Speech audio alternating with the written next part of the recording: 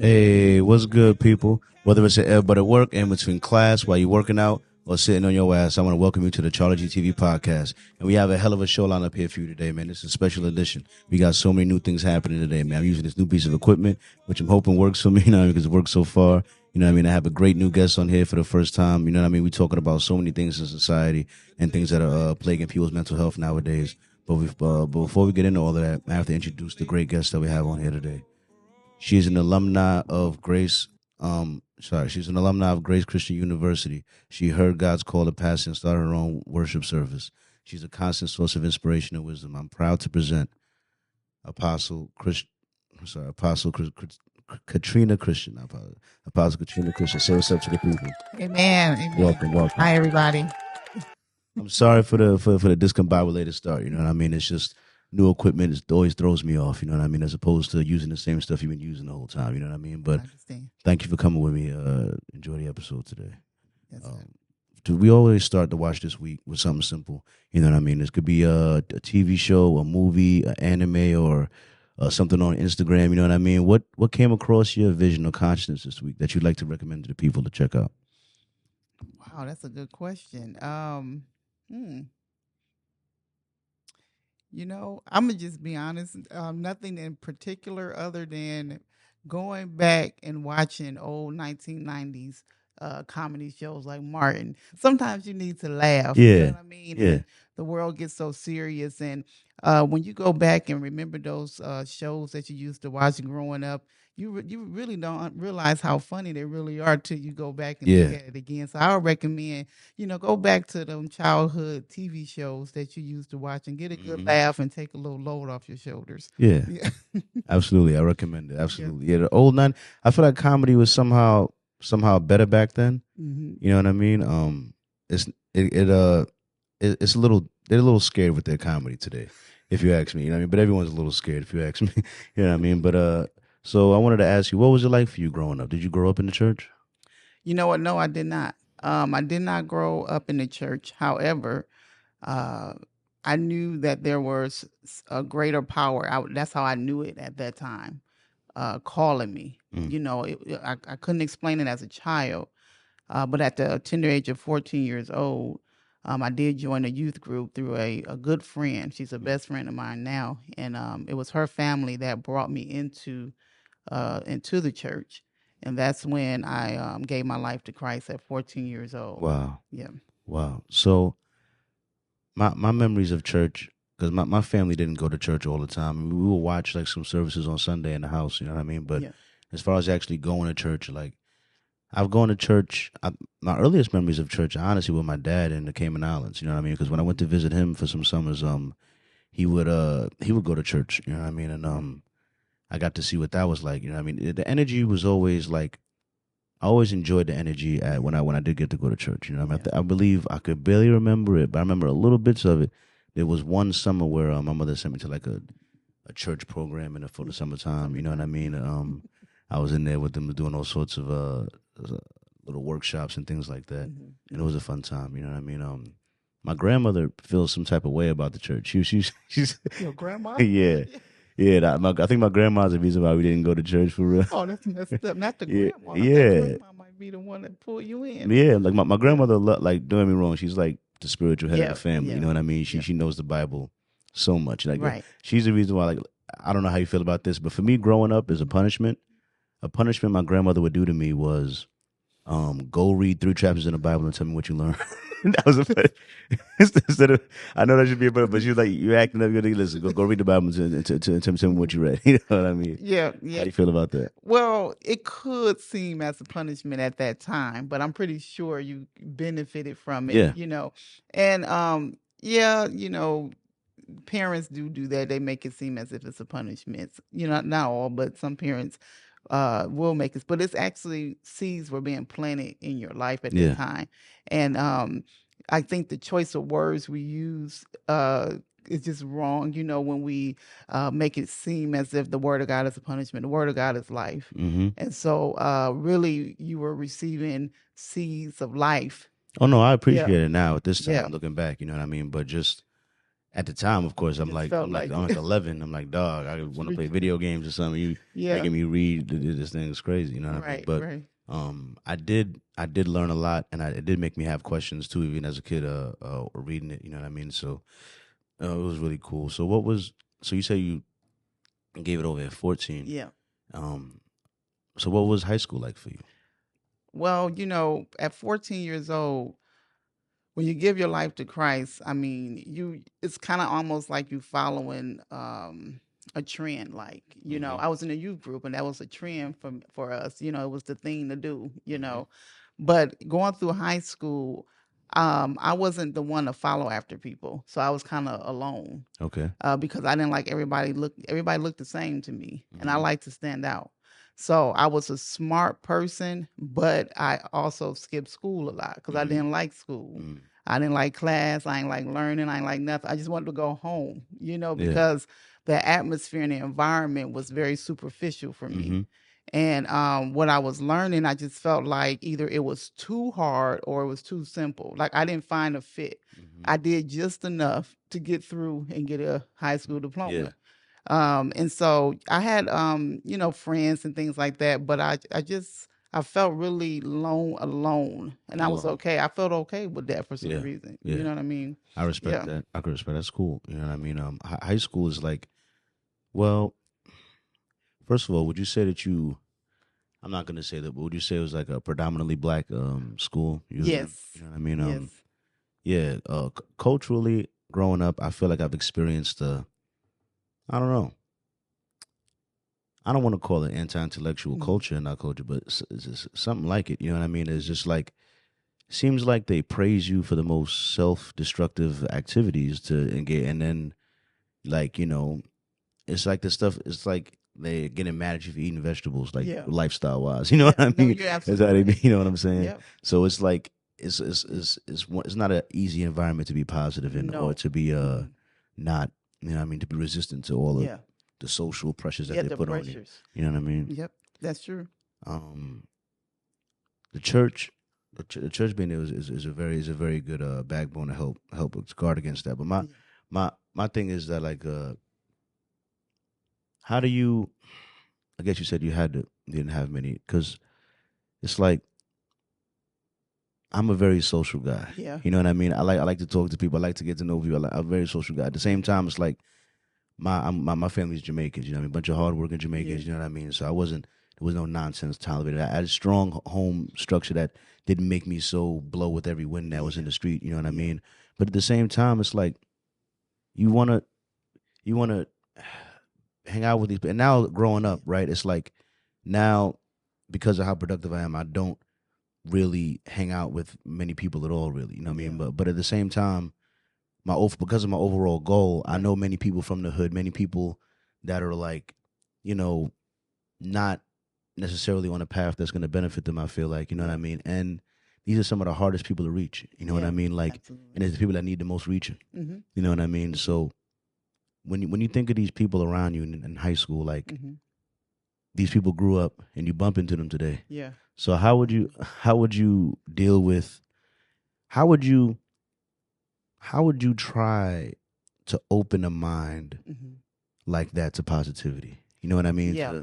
You know what I mean? Because I know somebody that's been in jail for like 7-8 years of their 20s. Yeah. You know what I mean? And everyone's afraid to, like, correct them or give them, but I told them in so many words. I was like, my grandmother told me correction is love. Yeah. You know what I mean? And I might not always be what somebody wants to hear. Yeah. You know what I'm saying? I told them, I was like, now you are like trying to train a full-grown tiger who's likely to bite your head off. Yeah. You know what I mean? But what that means for you is that people aren't likely to offer you the love that you need. Yeah. Which doesn't leave you in a good position for real.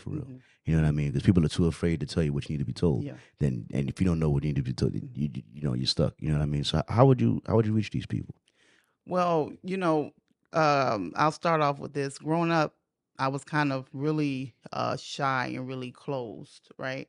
But then as I started to develop in my younger age, in my youth, in my teenage age, years, into a young adult, I started to find that I'm a natural born leader, and I have a personality that that accepts people for where they are at that time. Okay, because there's a reason for why people are where they are at. I agree. As a person growing up in a home where there was drugs, alcohol, abuse, I know how it feels to have anger issues, to be bitter, to go through a lot of things that causes people to have a defense mechanism. They have defenses where they don't want you to break through those defenses. So you have to have a skill. You have to have a way that you communicate with people. And that starts off with having the wisdom of God and using what God has given you. I hear this, it's like a gift of personality, being able to reach people where they are. So if I'm dealing with somebody who has who appears to be closed, as if they don't want you to give them, like you say, positivity, or give them Jesus, you see, offer them Christ, because that's what you need. You know, you need Christ in order to pull out of these places that you're in. What I do is you have to build relationship with people. A lot of times people want to come and hammer in there. You know, they want to just start telling you what you should do, what you shouldn't do, blah, blah, blah. People that are doing things they ain't got no business doing, they already know they shouldn't be doing those things. But the problem that people have is that you want to come and barge into my life, but you're not building a relationship with me first. So that's the number one thing. You have to build genuine, authentic relationship without motive. You see what I mean? People are trying to just offer you Jesus because they want to, clap on their back that they won you to Christ, or they did, or they want to do something to get you out of a situation, so they can somehow it could be known that they were the one that helped you. You know, they want the accolades for doing this and bringing you. Oh, if it wasn't for I did that, so that's how he came out of there, or I gave them this. And no. You have to be genuine. You have to truly have a compassion for people and where they're at, and really, truly wanting to see them come out of that difficult place so they can be their best self. And people know genuine people and authentic people, and they will open up to you. Yeah, they will open up to you. I have had, like I said, even talking to that guy I was talking to. You know what I mean? I'm telling you, when I tell you that people are afraid of that guy. Yeah. Probably for very, very good reasons. You know what I mean? But I was coming at him from a place of trying to understand. You know what I mean? I'm not trying to empathetic. I'm not trying to be aggressive. You know what I mean? I don't got no battle to win with you. I don't got nothing to prove there. You know what I mean? That's right. I was just looking at him as an example of the greater category of my people that I'd like to reach. You know what I mean? So I was looking at, like, man, this kid's young. He has a long life ahead of him. You know what I mean? And I like it. I'd like it to be a good one. You know what I mean? For prosperity, and not to have to go back to jail and stuff like that. You know what I mean? And it's really, I've been trying to see, you know what I mean, trying to figure it out. You know what I mean? On one hand, I feel like when it comes to negativity, as far as like coming at these people negatively, I feel like they're very used to receiving a lot of negative attention or negative energy in their life. You know what I mean? That's probably what has led them to that lifestyle in the first place. You know what I mean? They're probably not used to receiving too much positivity or niceness. You know what I mean? And at the same time, the thing I run into is that, it's like you also have to be careful, because these people are sometimes people that look at that as weakness. You know what I mean? And then when you're dealing with certain type of people, you might be, you know what I mean, friendly in yourself to an early grave. You know what I mean? Yeah, that's true. I know what you mean. I know exactly. You know what I'm saying? Like, you had the best intention. You try to, he's seeing this guy's nice. It's gonna be easy. I got me one. But you know what the word of God says? It said, "You with love and kindness we draw them." Right? Yeah. And then you do have to be aware, like you said, there are some master manipulators out here. You know, there's people who do play on your kindness, especially the kindness of the church. Yeah. And you have to have what we call in the church world a discernment. Okay. First and foremost, you have to be sent by God. See, a lot of times what's happening is people are trying to do things because they feel like it's the nice thing to do. It's the good, but did God lead you there? Is God telling? Because see, every battle is not your battle. Yeah. Every person is not for you. Exactly. You know, and so you just gotta it's a trial and error thing sometimes. Yeah. You know, you mean well, but through that, them letdowns and them disappointments, those are lessons. Yeah. You know, you learn lessons when you are overly nice and people are taking advantage of you. Mm-hmm. And they don't really want to change. You know, they're not ready. You know, Exactly. then we don't give up on people, Mm-hmm. but this is a you have to want. You know, you got to want this type of help. I understand that. I understand that completely. You know what I mean? It's a change that has to happen from the inside. Yeah. You know, you have to really, but this is one of the reasons why I like the forgiveness factor of Christianity, because a part of the reason, because I have this philosophy in my head where I feel like heaven and hell is a state of the mind that's created by our own guilty conscience. Okay. You know what I mean? I feel like people have, when you do so many bad things, you know what I mean? You might think you're a bad person. Mm-hmm. People might think you're a bad person. You might be a bad person. You might want to change. Mm-hmm. But then you're like, all right, will they even believe me if I try to change? Mm-hmm.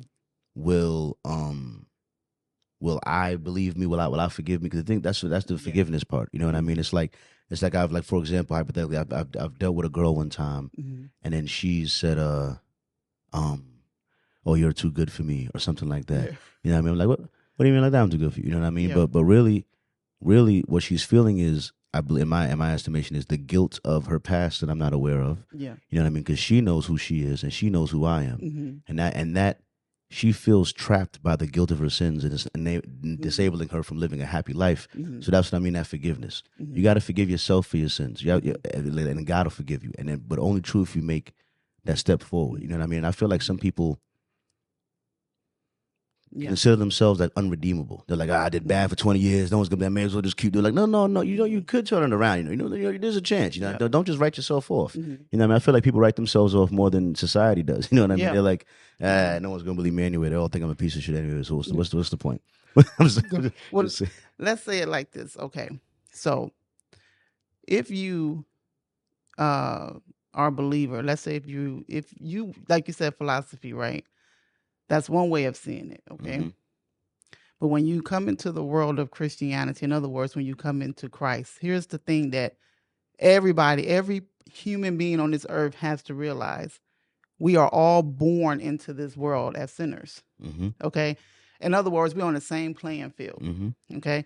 There's nobody better than, less than. We're just this equal humanity who are in dire need of saving, okay? And so the next understanding is this. Once you understand that I'm a sinner and I need saving, then now you have to understand, well, who's going to save me? Okay. Well, that is the understanding of Jesus Christ now. The Bible says, how will they know unless you tell them? So he positions the church to tell a people who, like you said, feel so guilty because of the bad things that they have done. So Jesus says, go out and tell my people that I came down in the form of humanity to die for them, to take that sin away from them, the penalty of those sins, of the bad that we all do, so that through me, they can receive forgiveness. Okay? They can receive this forgiveness because of what I've already done. The wages of sin, according to the Bible, says we all should just have this penalty of death, which means that we have this separation from God. Okay, this is the belief of Christianity. But God says, but I sent my only begotten son, Jesus Christ, to this earth to move that hostility between God and humanity, so that every human being on this earth, if they so choose, they can live. They can live through now me, Christ. Living through Christ means that you have reconciled your relationship between who you used to be. Now you're a new creation in Christ Jesus by faith. And now you're back in relationship with the Father. And he gives you your identity. He lets you know that no matter, you can be the goodest person on this earth, but without me is nothing. You can be the baddest person on this earth. And again, but with me, amen, we can erase all of that, and we can get you into this position where you don't have to worry about living up to these particular standards. Okay, you live in the forgiveness of God now. And so it takes the burden of good and bad off of you because you're living in this new freedom of faith. Yeah. You know, so, and that's what we want to give people. We want to get people to being free, not bound by, I made all these bad decisions, so I'm just this bad and evil person. And, you know, God said, but you don't have to live like that. Yeah. There's still hope. You can still change. You know what I mean? Yeah. So that's what I would try to get. Because sometimes, and the thing is, like I said earlier, with the like the influences around you. You know what I mean? I'm like, you grew up and then you live in a bunch of all your friends. It's like, it's almost like you'd probably have to like stop hanging out with like 90% of the people you hang out with. You know what I mean? Like, but that's ridiculous. Listen, man, you know all the people you knew the last 20 years. Why don't you just go ahead and like not hang out with them so much? You know what I mean? And try to form new positive thing. Everything you knew, just sort of just rearrange it. You know what I mean? It's a lot to that's a lot to like. Listen, man, it's my whole way of life, dog. Yeah. I know my whole way of life is wrong, but like, I don't even know what this new direction is. You know what I'm saying? Right, so, you know what I mean? I'm all alone in this new direction. I mean, at least over here I got buddies, you know what I mean? Like, I got to be alone. That's true. And you're not even going to, you know, a lot of times when you're going in another direction, that pulls you away from what people used to know you in that comfort zone, it's not necessarily you kicking them away. They just fall away on their own. Yeah. You know, they feel like, and this happened to me about 3 years ago. I had a best friend ever since I was 11 years old. And as I started really kind of getting real active in ministry, I've always been active in ministry, but there's a point where it just picks up, like it really kicks in, you know. And she came to me, we shared the same birthday, and she came to me with some really wild suggestion. I'm not even going to go there, okay? But just know it was pretty out there and wild about what we should do on our birthday. Yeah. And I'm like, what? And it blew my mind. Makes you think I want to do that. I couldn't believe it, you know, and I'm like, you've been knowing me since I was 11 years old. What in the world have you lost your mind? You know, so I was real quiet. I didn't say anything because I was took by shock. So long story short, she basically responded by saying, well, I see you're going in a totally different direction, you know, and so I'm just going to just back off and let you live your life and do you and blah, blah, blah, blah. And do you know, even after that, because her children were my godchildren, I still tried to reach out to her and say, man, maybe you was just kind of on one that day or, you know, or something. Let's not throw this friendship into the, you know. And I was starting to weep over the fact that I have godchildren, you know. Exactly. And so, but I had to let her go. I had to let her have her decision. And, you know, that's how it is sometimes when you're going in that direction. People feel like they can't, they don't want to go. And number two, they count themselves out. You never counted them out. You never tried to say, well, you can't come with me. Yeah. They just assume that because they feel like they can't live up to that type of so-called, you know, status. Yeah, I understand. That's crazy. I mean, I can understand it, but that's really, it's probably just your presence alone. I've dealt with a similar thing for a different reason, but like, when you're doing something like I can see that just if she's not living a lifestyle that's not that much like that, then just your presence around it makes her feel guilty with the thing you're doing with. Then you just no, I mean she's like oh, you know what I mean? like you know what I'm saying. So I can understand. It's like how like I got 2 jobs. You know what I mean. I do this. I run up and post clips every single day. I do like 300-400 push-ups a week. You know what I mean. Right. And I've seen some guys that, you know, They complain, but they feel bad complaining around me. They're like, I'm tired. And they look at me, man, shut your ass up. They like compare themselves. I'm not saying you're allowed to be tired. You could be tired. Yeah. You know what I mean? That's okay. You know, I ain't say nothing, bro. I ain't even said it. You just feel good. You just know how much I be doing. You know what I mean? So you just feel bad. Like, it's all right. You know what I mean? But that's not necessarily my fault. That's right. You know what I'm saying? You can't stop doing your 100 push-ups because exactly. No reason. You know what I mean? So the other thing, let me see. We get to the thing. All right. So you said that. So at 14, you gave yourself to Christ, but when would you say you started? Like, what was your call to actually like to be a pastor, to really talk to other people, to really bring them in? You know what I mean? To really be a more active force. You know what I mean? You became a member, but you became an actual force for God. in the field. You know what I mean? What was there anything you could point to for that trend to making you make that turn? Yeah. Actually, when I turned 16, I had this, and I can't explain what was going on like in full detail, but I had this breakdown because I felt like I needed to know that what I was doing was real, not because I was in a youth group. So I started crying out to God, like, you need to reveal yourself to me. You need to do this, you need to do that, Mm-hmm. And so God started doing all these little things, like revealing himself to me that couldn't nobody else do but him. Mm-hmm. And he started to prove himself to me, like, it is me, I am this is true, this is real, Mm-hmm. you're not in some type of trend or phase or whatever. And so by those things that the Lord was doing, it was building my faith and my confidence in him. Mm-hmm.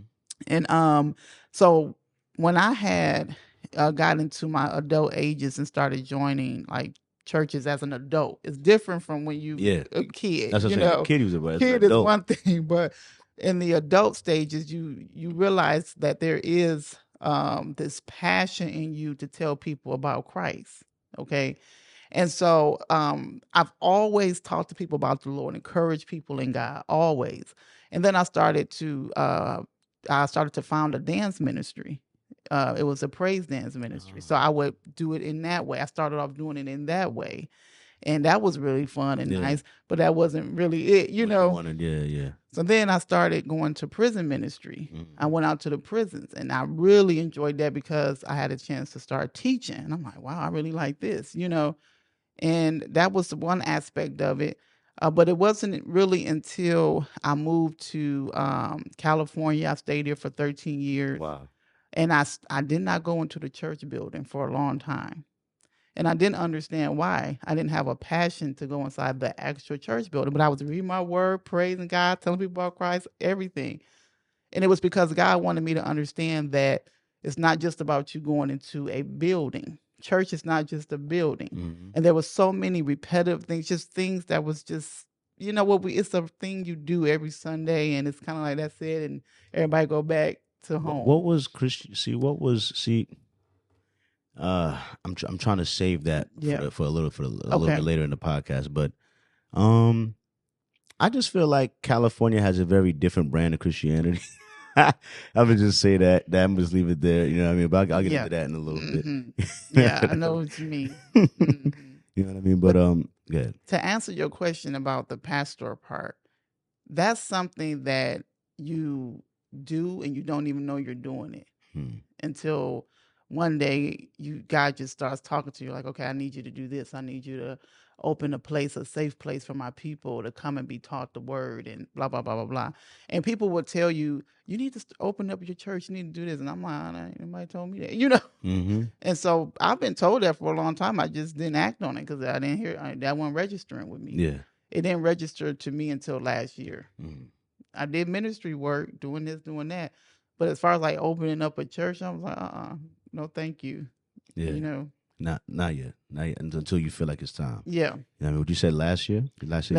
Actually, to be exact, December 2023 was when we started here. That's funny. That's when I got my membership here too. So that was this started in December 2023. Yep. It's our official birth date. We were in my home at first, having our teachings and Bible studies, and then God just led me to start opening it up where people can come and join us. And it's not the traditional, way or whatever, but I just got to do what God tells me to do. I agree. Yeah, I feel you on that. I feel you on that a lot. So. I had this question. So everyone is afraid to speak these days. Mm-hmm. You know what I mean? I feel like you should be allowed to speak the truth that's on your spirit, as long as you do it in a respectful way and not in a way to, you know what I mean? You have to be calm with your delivery, but you should be able to say how you feel. Absolutely. You know what I mean? So and I feel like they're trying to censor us to a lot. You know what I mean? Mm-hmm. And I feel like censoring, like, that's how evil wins, in my opinion. You know what I mean? When good people be quiet. You know what I mean? So, do you think censoring yourself is godly necessarily? No. God is a God of justice. Justice means you speak out. Mm-hmm. You speak out for the rights of people. You speak out for those who are considered outcasts. And when your mouth is closed, first of all, That's power. Your words have power. Mm-hmm. Okay. And when you close your mouth, you're basically saying, I don't see this. I don't want to be bothered. That's not who God called the church to be. We're supposed to cry loud and spare not. We're supposed to speak out against things that are not true, things that are holding people in some type of bondage, or things that are causing people to feel like they are being discriminated against, or made to feel like they don't belong, no matter who you are. And a lot of times people feel, even in the church, feel like that some people don't need defense because of certain lifestyles they may choose or certain things they may do, but that's not God. Mm-hmm. That's not God. God is for people, and he wants people to know that no matter who you are loved, and he wants to pull you into him no matter who you are. And we have a responsibility to speak out for people. We have a responsibility to speak out against systems. In this world, there's some messed up systems. I agree. And these systems keeps people in a certain state where they can't break out. You know what I mean? I was gonna get onto that a little bit later. You know what I mean? But I hear you. You're definitely right about that. One last question before I go to I got this segment I gotta do here for this. Okay. But relates to the last one. Are you afraid of being canceled? That's a really good question. No. I've been canceled before. You can cancel me, God, because God ain't canceling me. So people will put you up, they'll put you down. I mean, one minute you this, you that. I done been there, done it. People, they love you today, tomorrow you nothing. That's just how humanity is. Very fickle. Yeah, they're very fickle. They are very, very fickle today. You know what I mean? But with that, let me go to let me toss it to Charles real quick and give the people a couple headlines. Okay. Second right here, I got you. All right, so I don't even got his intro music. I got to get this thing programmed. Charles, are you there, Charles? Please come in, Charles.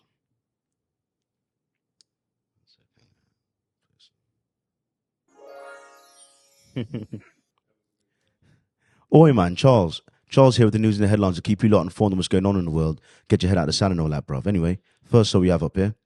Japan reveals the world's first 6G device that is 20 times faster than 5G, apparently. There'll be a while before these devices are actually available for customers. But you know what? These speeds seem like they're going to be moving at speeds you've never had before. You know, I mean, actual significant difference that's going to make a difference in our lives going forward. Next story up here. Joe Biden pledges $18 billion to HBCUs across America.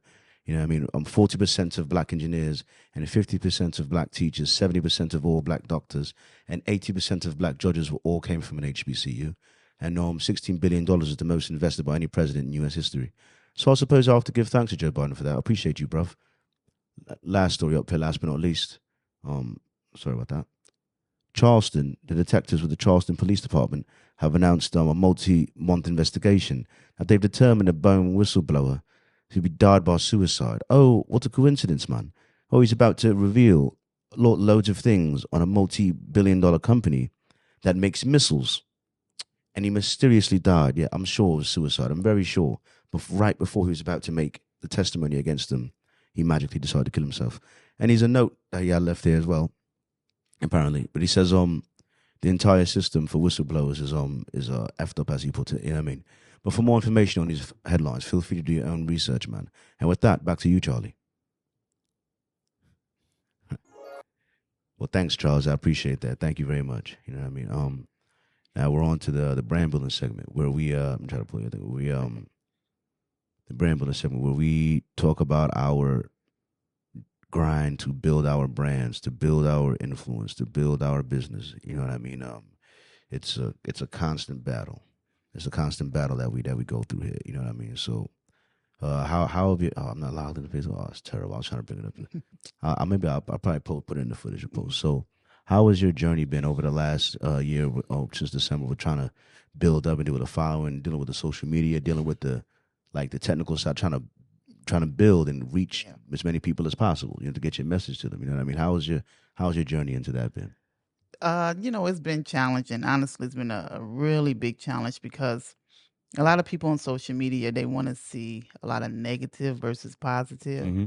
So, and then with me being in church and ministry, it's so much of it out there, it's so much, it's almost like and I hate to use this word, when it comes to the Lord, but like competition. You know what I mean? So you have to find these creative ways to get people's attention. But one of the things that I learned is that being your true, authentic, genuine self, while it may take a little slower, but it's actually the best way. Yeah. I don't do a lot of commercial things. I'm really kind of like a natural, I believe in improv. I believe in this. I like, little things that we can do. I do some of that, but more importantly, I just give it to you authentic and genuine. And I try to keep things going on a consistent basis. I know consistency is really another key thing for social media, and presence. I know presence. I've learned that, presence means a lot. It does. Keeping your word when you say you're going to do something at a certain time, that people will fall off real quick. Yeah. And the followers that you do have, treating them as if you can lose them just like that. Don't take them for granted. Yeah. A lot of times you think, oh, you only got about these amount of followers, so you're so busy trying to gain more followers, you forget the dedicated ones that you have. And they share your stuff. They promote you. They pump you up, and not you per se, but you get what I'm saying. I get what you, and so it's a thing that you can't give up. You just, with any type of business, you just can't give up. You got to keep going and keep going. Just a couple years ago, I didn't even have what I have now. Yeah, so my games. I started this podcast in 2021. It's been a journey, but I hit a long time. You know what I mean? One thing I did watch some of your things. You have like a couple, but they all seem to be like an hour long. A lot of times it's a stream, it's the Zoom calls and stuff like that. You know what I mean? One of the things that changed the game for me personally with getting views. Because as I said, I started this podcast in 2021. Right. And 2021, all that maybe like 500 views. Yeah. And 2022, maybe like 3,000 views all year. Good. You know what I mean? But what really changed the game is I was a little hard-headed. During that first 2 years, or the first year and a half, I was only putting out long-form content. Okay. You know what I mean? So I would put out a 2-hour podcast, 2.5 hours, on audio, on Spotify, everywhere, you know what I mean? And it would only get a couple listens, you know what I mean? And then even when I started video recording and put it on in my YouTube, it would still be like, 2 hours only. It would only get some viewers, something like When I discovered this, there's this tool I was bringing up real quick. It's called Opus Clip. You know what I mean? Opus Clip. Okay. Now, Opus Clip is an AI tool. And what this tool allows me to do, and it's been a game changer for me. Okay. So I take my 2-hour podcast, up to 3 hours, what I say, up to whatever. Right. Take that, I upload it to the AI program. Okay. The AI program gives me back 30 to 40 clips that are already formatted for social media, already subtitled. Wow. You know what I mean? That I then have, let's say, of 40 clips, maybe 10 or 15 are trash, and maybe only get like 25, 30 clips. Right. And then I mean that you can actually post that are all original, but you'll get 25 that you didn't have to necessarily edit that much. You know what I mean? You could it'll let you edit like a little bit of the subtitles if it gets some of the subtitles wrong. But just the time it saved me from selecting, like, each clip is like its own topic. I don't know how it knows when each clip, but it just knows how it does its thing. You know what I mean? So giving me 25 clips off of a 2-hour thing that I can then use my social media to schedule out to release over the whole month and do them. That's how I'm able to drop every day. Oh, you know I see what you're saying. Yeah. So instead of doing 1 full hour. No. Do your 1 full hour. Because the full 2-hour podcast is how I get these clips. Oh, okay. You know what I mean? So you have to first do the long form content. Right. Take the long form content, upload it to the AI. The AI gives you back clips. Okay. Gives you back 25, 30 clips to format it for social media, and having that and being able to post every day little digestible clips. Right. You know what I mean? Will today's generation. That's true. What I mean? I know. I know. So I went from 3,000, but this year I'm probably at around 400,000 views for 2024 alone. That's really good. But that's because of dropping short clips every day. You know what I mean? And using this tool. Like I've dropped every single day of 2024, not missing a day. Wow. Dropping clips. So I highly recommend this Opus Clip thing for people that make long form content and trying to get traction on their content. Right. Chop it up into little bits. And honestly, not everyone has all the technical. So even though there is still some technicalness with this, it's far less technical than buying a video editing program and trying to make all those clips yourself. Like, it's a lot. No. It's very time consuming. It's time consuming. Like I said, I got 2 jobs. I work like 60, 70 hours a week. Yeah, you got time. I don't got time for that. You know what I mean? But AI makes it possible. So I highly recommend that. Thank you for that. And thank you for the work you're doing, making it positive. That's another thing too. It's always harder to grow. Yeah. For positivity. You know what I mean? I'm gonna make sure I have your social media in the below. Make sure you guys go follow her and support her. Thank you know, you. for all the work that she does. You know what I mean? We need more people doing positive work online and getting people away from the clutches of the evil, because it's all over. It's all over. It's hard to avoid it. You know what I mean? It is. But yeah, me with Brand Building segment. You guys can see I got this equipment. I finally got it for my first podcast. I'm using it. You know what I'm saying? It's working for the most part. It sounds great. It hasn't given me none of those audio things that the old one used to give me, little pops every now and then. I still got to get the levels dialed in and learn how to use it all. But still, I'm very happy with it. You know what I mean? I've updated my logo to be in my my clips now. You know what I mean? So that my production company's logo is now going to be in my clips. You know what I mean? So that way, it'll build recognition. You know what I mean, with my logo over time. You know what I mean? Also, I created my own font colors with the AI thing, so that even if someone else goes and uses the same AI tool I'm using, their subtitles aren't going to look the same color as mine. I just made it unique to make my own style with it. So going forward, all my clips are going to have my logo and my own styling on there. And my podcast going forward are going to have way better audio quality. And stay tuned. I have my first 3-person pod scheduled for, I'm going to say, the 27th of May. You know what I mean? So, and after that, I got another one with 2 girls. I have another one. So I'm gearing up for the summertime. So we have many people here. Outdoor pods are going to happen out there. So we can have you. So just stay tuned. Stay tuned. A lot of things happen. You know what I mean? With CharlieGtv for the Brand Building segment. You know what I mean? Normally I play some for you guys, but I don't really have anything today, to be honest with you. I don't have anything prepared. You know what I mean? But I feel like I let them down. I don't have.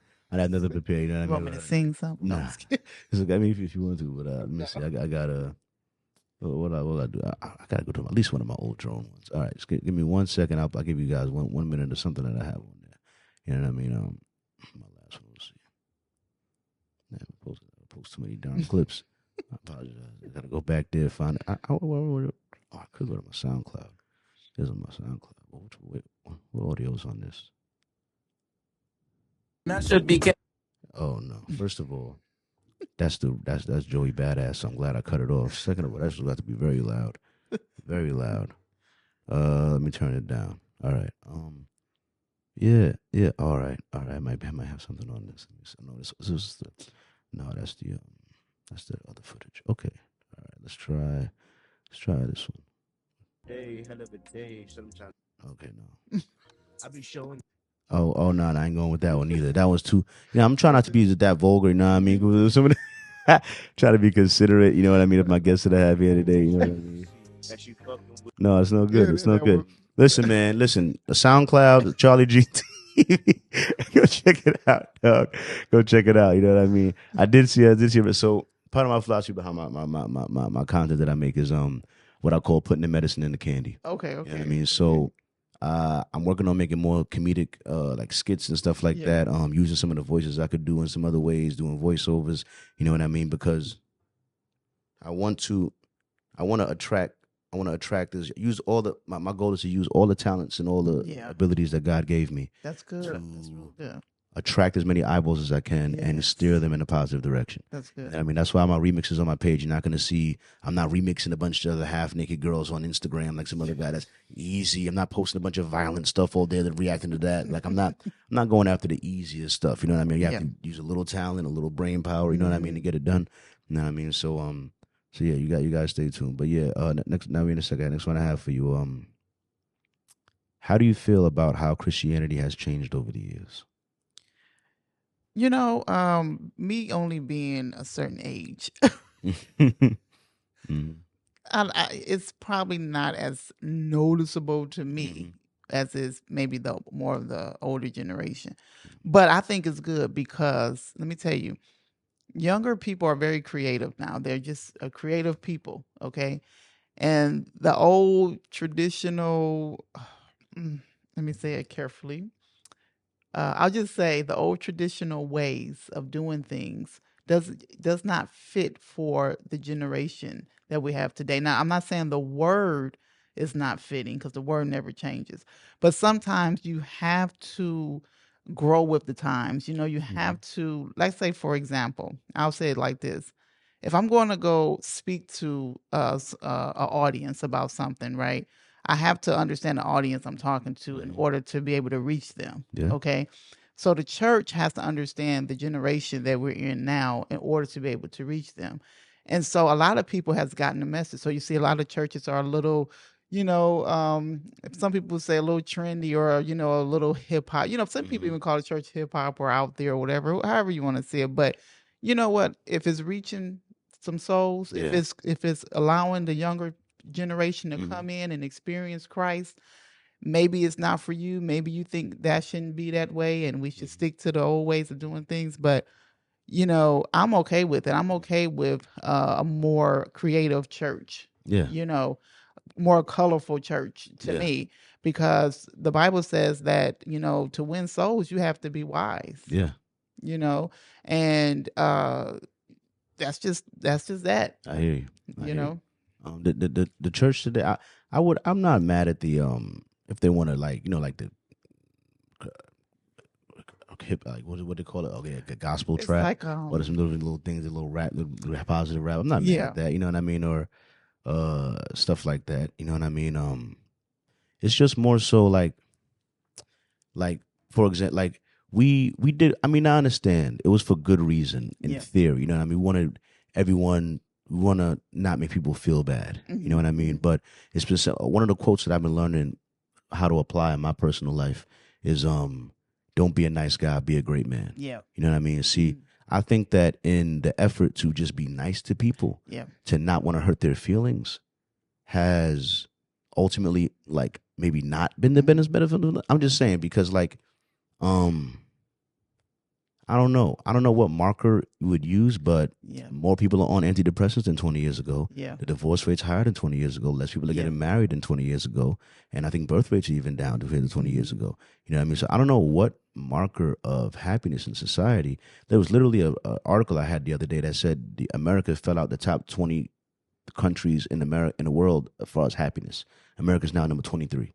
Yeah. As far as happiness, there's other countries. So I'm just saying, I understand the intentions behind not being so, but at the same time, it's like what I'm seeing right now. This next generation is a very purposeless generation. That's what you see, because they have no pressure on them to like what we thought was liberating them left them with no direction to a degree. We're like okay, you don't got to be a strong man. You don't got to work hard to get it. You could just you can do whatever you want to do. You don't got to be a woman. You don't got to do that. You don't got to do nothing. But because you don't got to do nothing, now the kid, what am I supposed to do? That's the thing. You know what I mean? Like that's the thing. You know what I mean? Like I remember I had this one teacher. I loved English my entire life growing up. As far as like a subject, I would read all the books. I would do every assignment. So I was used to getting 80s and 90s and 95s in English. Even when I was in college, I got A's and B's. And for that 1 year, I got A's and B's in English 1 and 2. You know what I mean? So there's one Indian teacher I had in high school one time. She was my English teacher for that semester. And once again, I went to every class, never skipped no classes, did every homework assignment because I enjoyed the subject. Yeah. And she gave me a 75.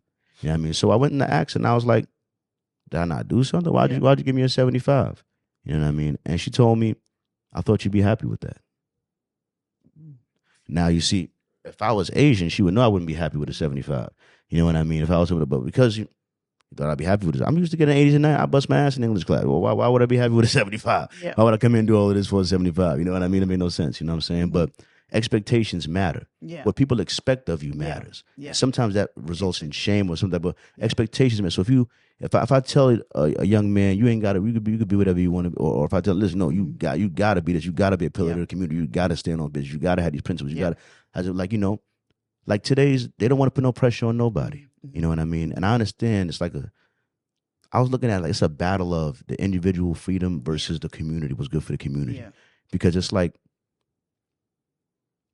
you was born into a family, right? And that family runs a business, right? And that business serves that community. Yeah. And that family's been running that business for 4 generations. And now you want to go be a guitarist. You know? Now, on one hand, I'm like, you should be allowed to explain. On the other hand, dog, this is 4 generations of tradition here. The fact that you can't just, you better play that guitar at job. Come on, dog. Well, okay, I'm going to play a little devil's advocate on this one here, okay? I feel you. Let me tell you why. Because God creates us as individuals. We're created individually with an assignment. And yes, there could be some things that you can inherit and things that have been going on, like you said, for generations and generations. But then there's this assignment that God puts on you. Okay. And while I might help you, with the family business and things of that sort, but that might not be my assignment. Yeah. And so I have to stand on what it is that I know that I'm being pulled to do. Okay. And then I wanted to jump back on something you said in regards to the lack of, like you said, maybe motivation or to uphold certain like standards. Purposeless. Yeah. There's no pressure. You don't got to do anything. Yeah. So I don't got to do nothing. Right. You don't have to be anything. So I don't have Yeah. to be anything. Like you want me to? Yeah. And that comes from a lot of times two things. When you was talking, I heard this judgment. A lot of times, a lot of people went one way with being too judgmental. Like there was a period of time where people are just too judgmental, too hard, too harsh. And now it's like there's too loose too. So you have to find this balance to where you want to make sure people are upholding to a standard. First of all, we got to understand, what is the standard? That's just that word alone is basically illegal in today's society. Yeah, like what is the standard? You're not performing up to what a man's supposed to be. You're not performing up to what's this? Who says what a man's supposed to be? Who says what a woman's supposed to be? Everything is like no. Like I'm just saying, like that's just what it is. But that's why society is, because there's no everybody's just. But see, now you got to go back to the Creator. You got to go back to the beginning. In the beginning, God created the heavens and the earth. And when he created man, he gave the standard. He gave the responsibility. He gave the instructions. Okay. He told the man what he was supposed to do. He told the woman what her role was.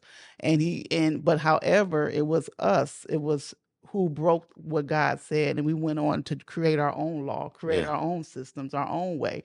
And when you do that, you have this confusion now. That's what I'm saying. That's what I'm saying. That's what I'm saying. I don't like. Well, it's not like I'm from New York. I was born and raised in Brooklyn. You know what I'm saying? So I dealt with all types of people. I'm not like prejudiced in that way. Right. You know what I'm saying? But at the same time, the traditional way, like if you're looking at the majority of the human race's existence, the traditional way got us to this point. Yeah. This modern way of doing things ain't what got us here. You know what I'm saying? But I'm just saying, and it's not looking like it's gonna have a lot of longevity in it either. You know what I'm saying? So you know what I'm saying? So it's just like it seems like a little like I said. I understand not being a nice guy. You know what I mean? I want to be a nice guy, but at the same time, that correction, that standard that you need, you know what I mean? Like, see, you got to blame some of this on some of the older generation, because the traditional way may have gotten us here, but it didn't get us over the hump because we only served one purpose, and that was just to cater to a spiritual part of you. We're more than spirit. Okay, we're made up of soul. We're made up of a body. There's so much going on with us as a human that a lot of times the focus for the older generation was to get you saved. Okay, well, now that I'm saved, I'm still a mess. Yeah, I just made it into heaven. Thank you, Jesus. Yeah, but I still got issues. So the older generation did not know how to address the issues that a person have. So what happens now? Now you have a younger generation having children. They don't have the skills. They don't have the type of standard that was held because they are younger. They have a different way of doing things. Yeah. And so we have to meet them where they are at now. Okay. And we have to always go back to the standard that was originally set, because there's so many ways you can go. You can go this way, you can go that way. But what was the way? Originally the way. You know what I mean? If you create this table to do just what it's doing, this is what it's purposed to do. This is what it's supposed to do. You know what I mean? And so we just got to get back to the original purpose. Yeah, I agree. Yeah, I agree. I feel like I agree with that. You know what I mean? But today's society, along with them being very purposeless, you know what I mean? They are all the statistics on loneliness are up. You know what I mean? So it's very individual, and also because of how isolated we are. Yes. You know, so you see all of this against the traditional ways, and then they personalize, they prioritize personal happiness. Yeah. You know what I mean? Over how their life affects society. Yeah. You know what I mean? Over how me living not with my family is gonna affect the business. Over how me my lifestyle, not wanting to have another kid is going to end my bloodline. Regardless of everything, I'm going to do what makes me happy. Selfish. You know what I mean? Yeah. And on one hand, you care about the individual's freedoms and happiness, but not to the point where it doesn't care about society's, society. You know what I mean? Yeah. So I want people to explore their talents. I was thinking if you have a couple kids, you don't all need to be. You might be robbing the world of like an engineering genius or something like that. You know what I mean? You don't give them a chance to explore the talents you might naturally have. You know what I mean? But at the same time, if you're just gonna be out there bumping in the walls, bro, like come on now, you might as well bring him in, give him a job. You know what I mean? Come on, give him some guidance. You know what I'm saying? You're right about that. There has to be a you know what, there has to be a point where you're not selfish. I agree with you on that. A lot of times it's just about what you want to do, what makes you happy. You don't care about, you see your family struggling over here with this, but you can help them, but you're so busy like, no, I'm just gonna go do me. No, you don't want to be that either. You don't want to be selfish and just catering to your own desires and needs all the time. You know what I mean? Yeah. I agree with that too. Yep. So another question I had for you is, one of the things that's been removed, as you say, judgment. Yeah. I have in there is shame. You know what I mean? Like, for example, a man today with his woman. Now, I feel like they've created language against almost every meaningful standard he would try to hold his woman to. So if you want her to not be promiscuous, they've come up with slut shaming. Yeah. If you want her to look a certain way, they've come up with fat shaming. If you're judging her masculinity, you can't tell her how to be a woman. You can't. So what standards can a man actually hold on his woman? You know what I mean? And by today's standards, you know what I mean? Like, it's like we just have to accept them how they are. You don't like it, run away, and then they're all told to be what they want to be. But like, but so to me, it's like, but to me, it's like, well, one thing I'll say is this: married men outlive single men, and married women also outlive single women. In my estimation, I feel like women control access to sex outside of some crazy people. Dudes, come on, chill out. But I feel like men control access to marriage. You know what I mean? Because we're the ones who are going to get on one knee. You know what I mean? They're going to marry someone. So our judgment of that person matters, because if we don't judge them to be good enough for us to marry them, we're not going to marry them. You know what I mean? So shame in society today.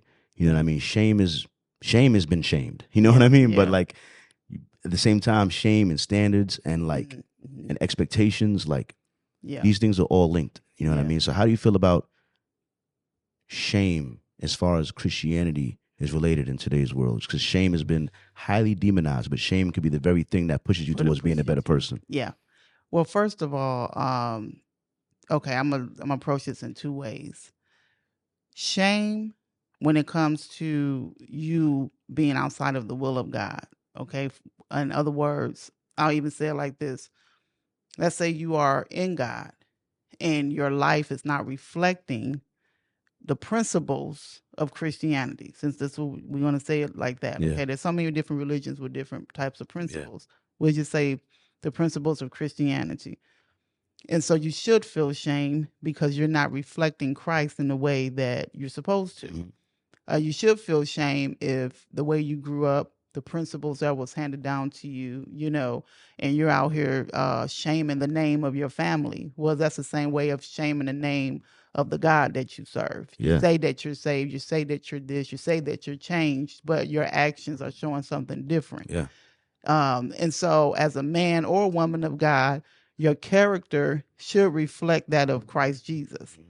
And if it's not, then you should feel shame, because it's that shame that brings you to repentance. Repentance means that I feel so ashamed that I know what I'm doing is dishonorable. I'm going to turn away from it and turn into what I'm supposed to be doing. But what I think what you're referring to more is guilt than shame.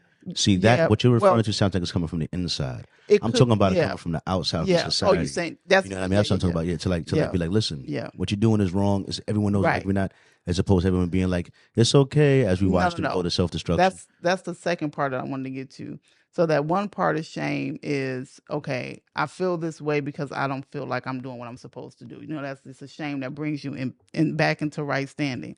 The second part of shame, well, if you're saying that somebody's looking at me and they're making me feel shamed for some things that I am doing, well, what are you, that could go so many different ways. True. Because what if I think that what I'm doing is right? What if it's just the fact you just don't like what I'm doing because you don't like me? That's very true. That runs too. You want me to feel ashamed for the choices and decisions that I make. Well, it's up to me to allow you to make me feel ashamed. Yeah. Okay. Yeah. If you don't like something I'm doing, and you come and address me and say, well, I think that what you're doing is this, that, and the other, and I'm supposed to feel ashamed about it, you have to have a really good point as to why you think I should. Yeah. Okay. You may have a certain standard about how a woman should be. Yeah. Right. And I don't feel that way. Yeah. So you want me to feel ashamed because I'm not going to uphold to a standard that you feel like I should be like. No. You see what I'm saying? I see what you're saying. Yeah. And that's, in that case, then I might hear you out, but I don't have to accept what you're saying. Now, on another note, if, let's just take, for example, if I'm in a relationship and I'm supposed to honor, let's say a marriage relationship, I'm supposed to honor my husband, and I'm supposed to, make sure that I respect him, kind to him, being a helpmeet to him, and I'm not doing none of those things, then you should feel that type of shame, because you're not doing what you're supposed to do. Exactly. And then that husband will come to you and say, I feel this, I feel that, and you should feel kind of like, man, I'm really not upholding to this. Exactly. Yeah. I feel you on that. I feel you on that. I feel like it needs just a little bit more. What you call it? Yeah. So and then what was that, like, expectations? What people expect you to be like, but that's like putting people in a box. That's like a narrow. It is. It is to a degree. You know what I mean? Yeah. I understand that. Like I said, I don't want somebody to feel unable to explore their natural talents and things that they may have to offer the world. You know what I mean? But I just feel like I want society to move forward. I want humanity to move forward. I think all of this division and all of this stuff is like, it's getting in the way. It's just getting in the way of people being productive. Yeah. Like the house. I just want, like, I want flying cars. You know what I mean? I want us to get it into space already. You know what I'm saying? I want humanity to move forward. And I think humanity is too focused on trying to kill each other right now. You know what I mean? It's like bugging me out. You know what I mean? I'm like, man, we need more. I feel like the world needs more God. You know what I mean? It's one of the reasons why, so I want to, one other thing I have here. Yep. Speaking of the world needing more God, but apparently this thing I had is, so it says Christianity is on a decline in the United States, apparently. You know what I mean? 20 years ago, most Catholics, what did it say? Yeah. From 45% of self-identifying Catholics going there to, well, I think the Pope has something, but it's till about 33% right now.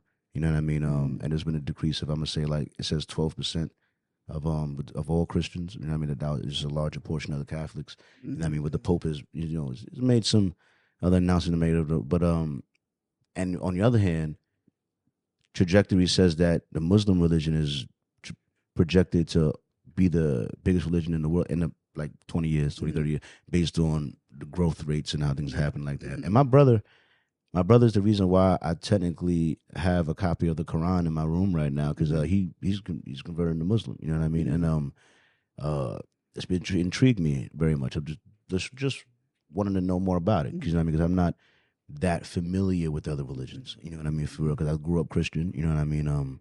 I've studied some of them. You know what I mean? But not to the extent that I've studied Christianity, because I haven't been in it. You know what I mean? And so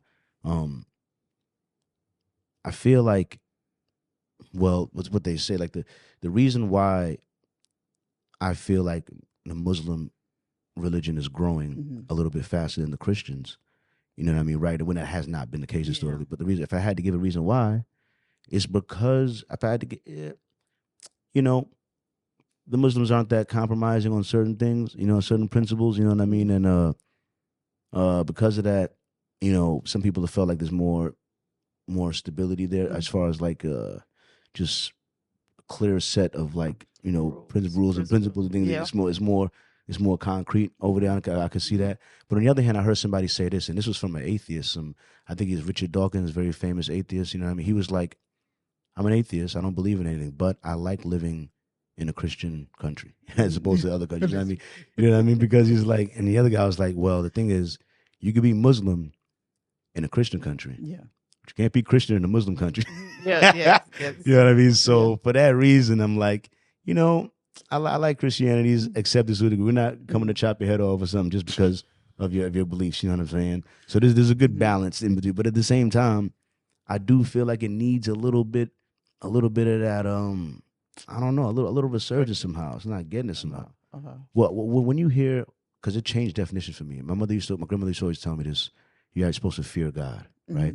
And as a kid, it made no sense to me. Fear God, like I'm supposed to love God. Why would I fear God? Like, it doesn't make sense to me. As an adult, as my mission right now, I understand why He tells me to fear God. But what does fear God mean to you? Fear of God is just reverence. You're reverencing His presence. Like right now, I reverence God right now because I know He's here. I reverence Him and His holiness and who He is as a creator and who He is as the God, the only God. Yeah. And in acknowledging the fact that He's with me, He is real. My reverence for God means that if I know that He is in this room with me right now, just as real as me and you, then I watch my speech. I watch how I treat others. I watch how I talk, walk, because he's watching me. You know, not in a sense of fear. I'm not afraid of. Why would I be afraid of God, the one that loves me? You know, the one that created me and made me in His image. I don't have to fear Him.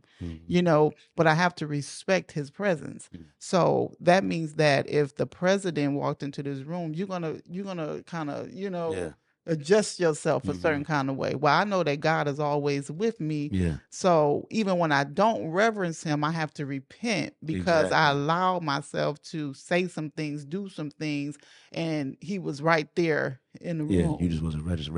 You know? I see what you're saying. Yeah.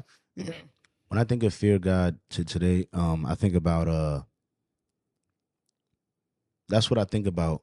Like all of this push for censorship is what made me really understand what fear God means. Because the reason why people don't speak out against certain communities, the reason why people don't shame people for certain actions, the reason why they don't do these things publicly is because they're afraid of being canceled. They're afraid of people coming at them online. You fear the evil of man more than you fear God. That's true. See, me, that's what the definition of fear of God is going to be. Like, oh, you would say this, but you're afraid. You're afraid of what exactly? There's only really one thing you should be afraid of.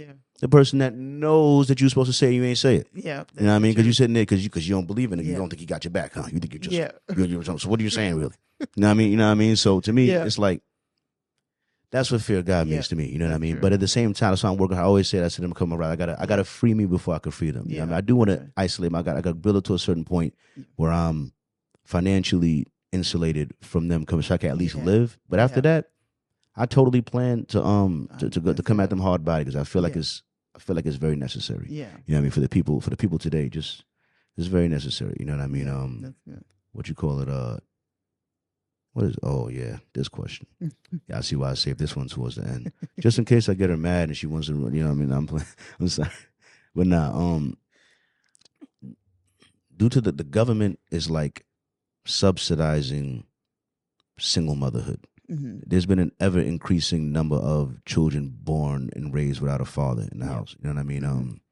And I was thinking about the position of a single mom the other day, and I could see how everyone's like mad at them to a degree. You know what I mean? It's like your kid just mad at you. Where's daddy at? This ain't daddy, right? Your family's mad at you because more than likely because you're a single mother, you had to maybe ask them a little more for child care help than maybe you would have if you had. So you got to rely on your family more. Your baby daddy's mad at you a little bit. Obviously, y'all not together. He must mad at you a little bit. You know what I mean? So y'all ain't getting along. You know what I mean? The new guy you trying to get into, like, this is not my kid. He made a little. I got to deal with this. You know, I guess I got to make that work. You know what I mean? So the single mother's like, damn, who's on my side? Just you know what I'm saying? Like, so I feel for them. You know what I mean? They do need that support, but at the same time, it's like when you incentivize things, that's what you get.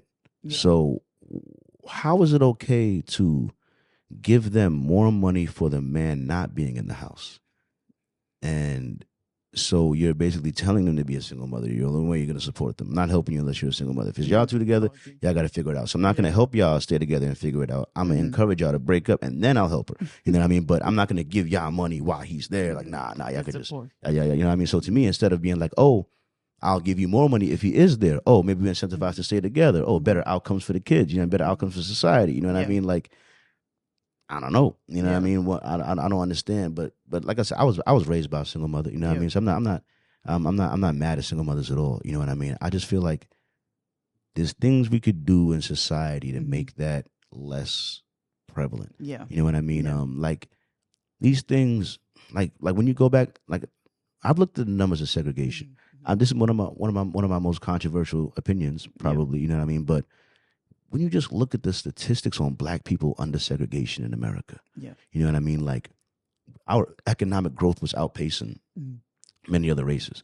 We had Black Wall Street that doesn't exist today, even though there's more black millionaires today. You know what I mean? Like, I feel like everyone with money runs away from the problems. Like, when it runs away from the, like guys like me, or like that are smart enough maybe to, once we figure we just get away from that, just go buy a house in the white man's neighborhood and never have to. But because of segregation, we couldn't just do that. We were forced to reinvest, forced to make jobs, forced to clean up the bed, forced to go battle the worst people in our hood because we didn't have no other hood to go to.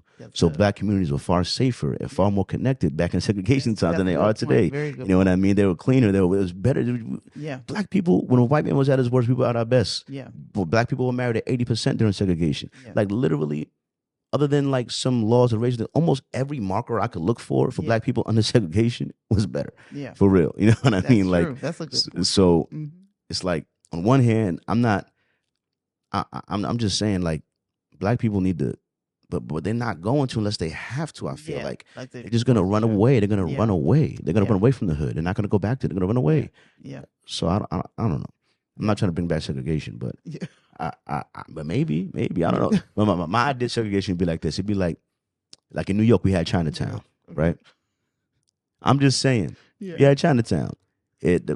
Going to Chinatown was always fun because you got to experience a highly concentrated version of Chinese culture. The sounds were different, the food was different. You know what I mean? It was all over there. You know what I mean? And it's just like, you could just like make Chinatown, but for different. I was allowed to go to Chinatown. I didn't feel no type of way in Chinatown. I had a good time and then enjoyed the culture, and then I left. You know what I mean? Like, what? Like, you know. So if you had like same thing for black, if you had like, you know, same thing where you can enjoy the Greeks to the whatever, but just let them be together. They're more happy together. They get they're forced to reinvest with their own people. They become a better community, and you still get to go enjoy that culture. You know what I mean? And then just go back to you know. But it seems like there's almost no way to say segregation might have been a good thing without some people thinking you're racist. I don't think they can. I know what you're saying. They can't imagine those two things could live in the same space. You know what I'm saying? But I think it was just executed poorly, like the draft. The draft, I think, was a good idea, executed poorly. I don't like that Donald Trump can escape the draft. You know what I'm saying? Oh, the rich man's son can escape the draft. That's true. You know what I mean? Because that's the reason why Americans don't really care that much about war today as much. Because of draft. Whereas when anti-war movements were way more popular and strong when it was everybody's son at risk. You know what I mean? Now it's a volunteer army, so people aren't as connected. It's like, whatever they're doing over there, whatever. But if it was everyone's son that's got to get drafted, you'd be like, hey, wait a minute, what's going on here? You know what I mean? So the draft helped bring people together to understand the common threat of us going to war.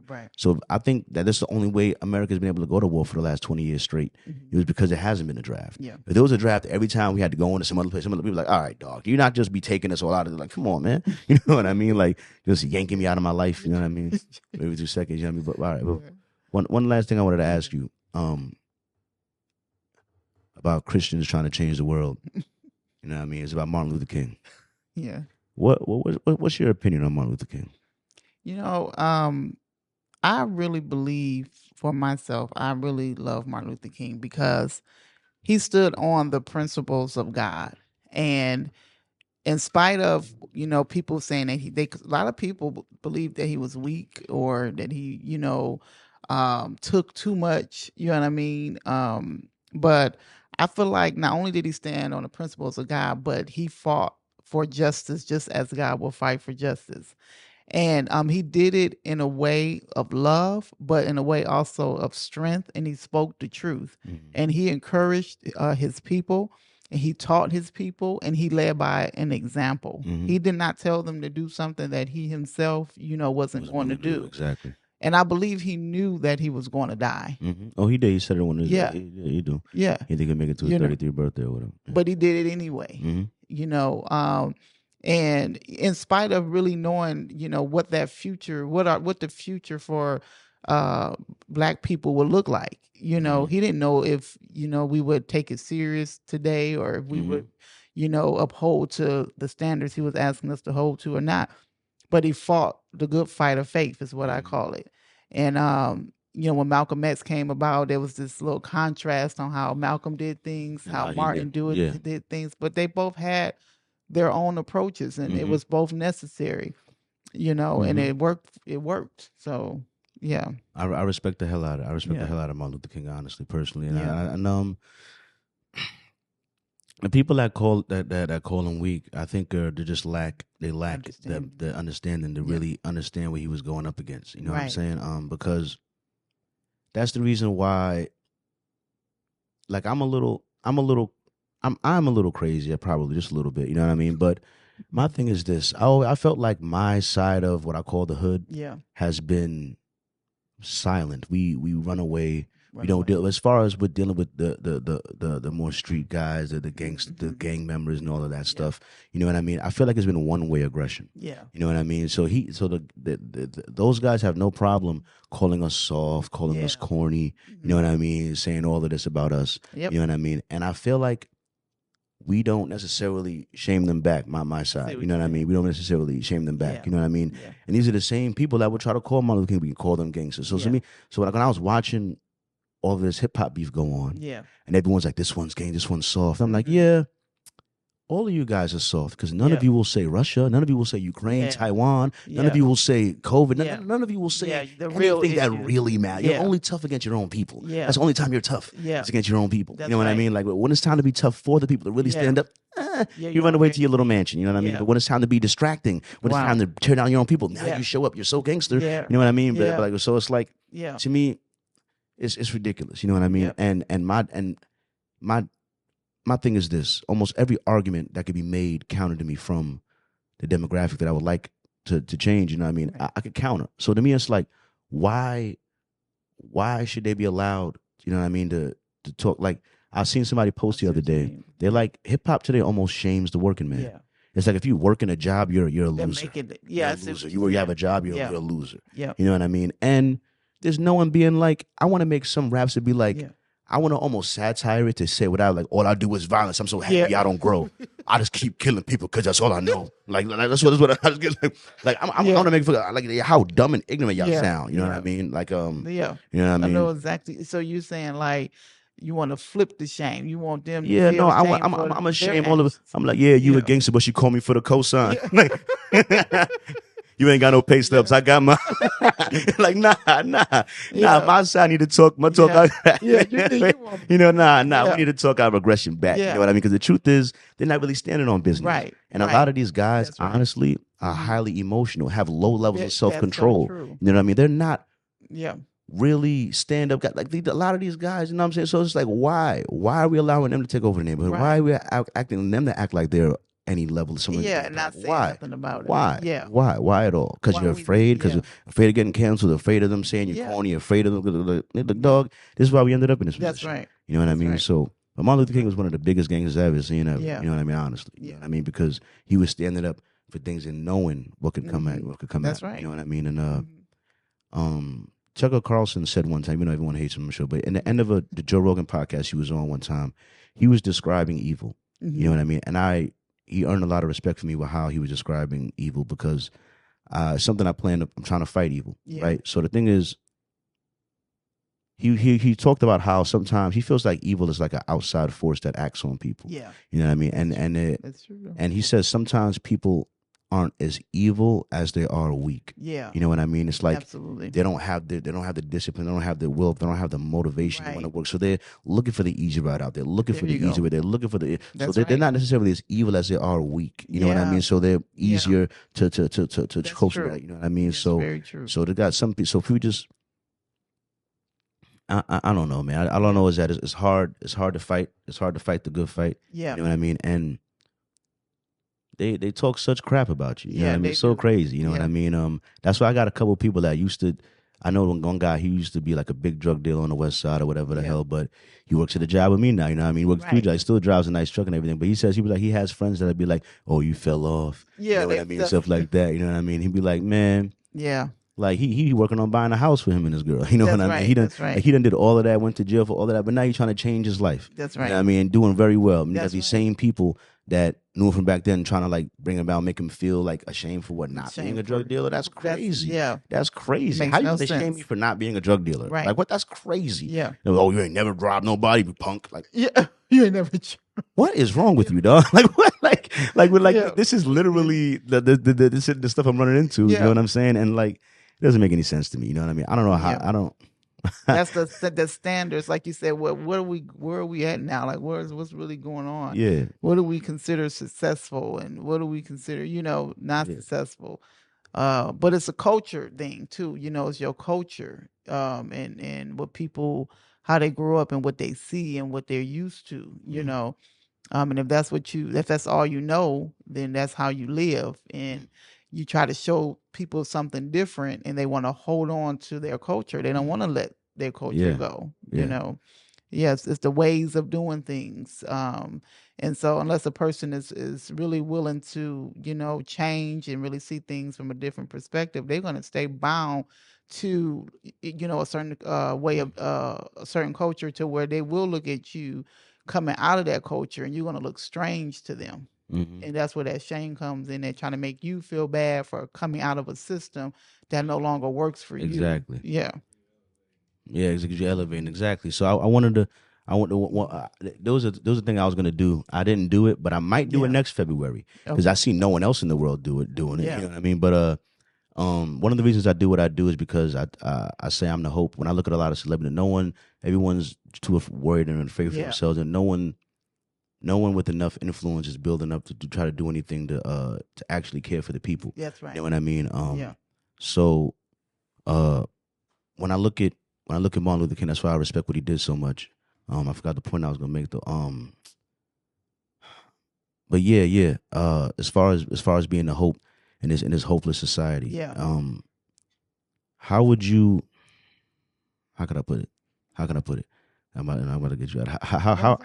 How would you tell what would you tell a 12-year-old girl today? You know what I mean? Mm-hmm. If you had to give advice to maybe your younger self back in the day, what would you tell them? Or maybe a girl that's not, because you seem to have had an affinity for being not so wild as many other. You know what I mean? But to someone without your spiritual leanings, what would you say to them as a young mind? Well, first of all, as a 12-year-old, I would say, do not grow up too fast. Okay. Too late. Yeah, I know, probably too late at this point. But it's so important because a lot of times when you're 12, you're looking at 13 for some strange reason.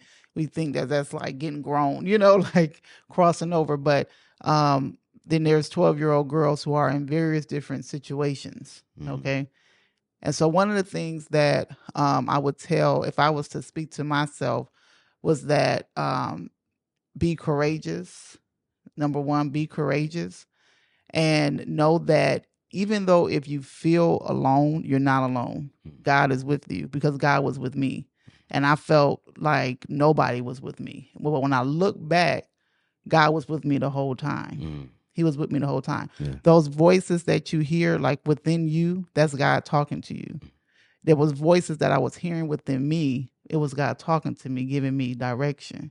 And I didn't know that that's who he was. Another thing too is if you're in a situation where you're feeling like this pressure because maybe your home life isn't okay or whatever, and you feel this pressure to go another direction. And that direction could be, and I'm just going to put it out here, okay? It could be prostitution, because let's keep it real. This is what's happening. Girls are leaving their homes and they're going out into the streets. It could be prostitution. It could be into the arms of an older male. It could be OnlyFans. Yeah. For real. It could be trying to be popular, trying to fit in, trying to gain some type of acceptance because you feel this form of you feel some type of rejection because you're being rejected from your family, you're being rejected from wherever, So you're trying to find your acceptance. And I'm gonna tell you, at a young age, even at 12 years old, you can find that in God. That might seem so, oh no, but I'm telling you that if you are courageous enough to go out into the streets and trying to find it there, you can be courageous enough to find it in God. Yeah. And you need to pray and you need to ask the Lord to come into your heart now, because if you don't, you're going to find yourself in a whirlwind of trouble. Yeah. Next thing you know, you're going to be in so many different type of domestic abusive relationships. You're going to find yourself having children, and after children, you will be that single mother struggling, trying to figure life out. But you can avoid all of those pit stops. You can avoid all of that by just giving your life to Christ now. See, that's the thing that people don't want to tell a teenager, that you can give your life to Christ today. Yeah. You ain't got to wait till you're 30. You don't have to wait till you're 40, 20. Today, if you're in a difficult, trying time, this is the time you need to cry out to God and say, I need your help. Okay? If you're trying to fit in somewhere, you're not supposed to be there, because you shouldn't try to fit in anywhere. Be yourself. Be who God created you to be. You're authentic. You're genuine. You're beautiful. Just who you are. Yeah. Maybe your mama haven't told you that, your father, because whatever they're going through. Yeah.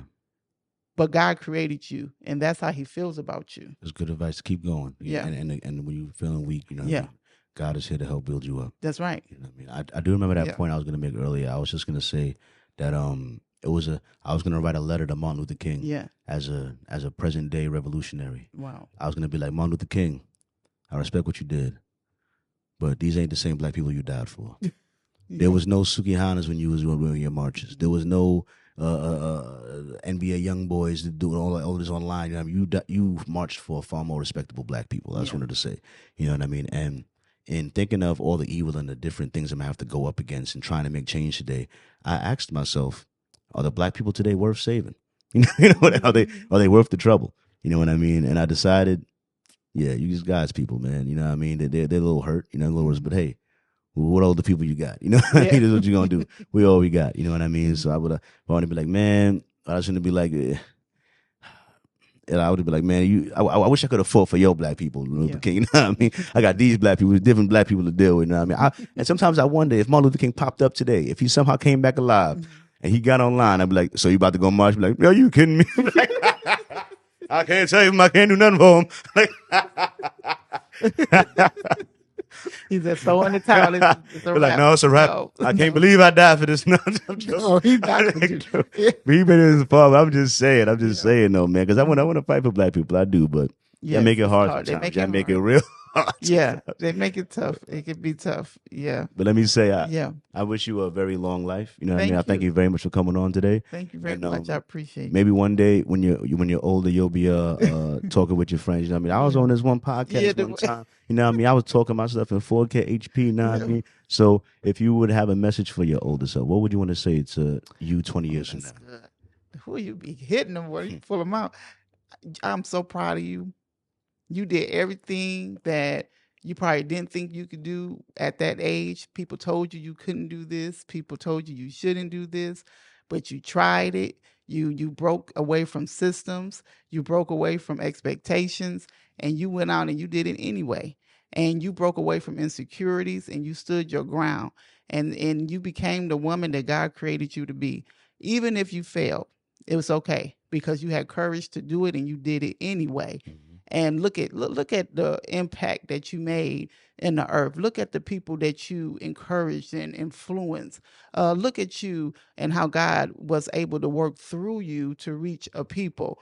And maybe it wasn't this so-called platform where it was seen by millions and millions of people, but there was a people that God called you to, and you were faithful to the call, and you should be very proud of yourself. And for that, you have rewards. You have rewards coming your way, and you are well deserving of every reward that God has for you. I agree with that. That's a very wonderful message, man.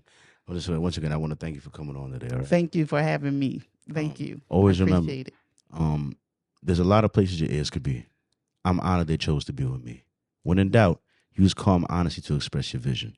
And most of all, thanks for listening. Amen.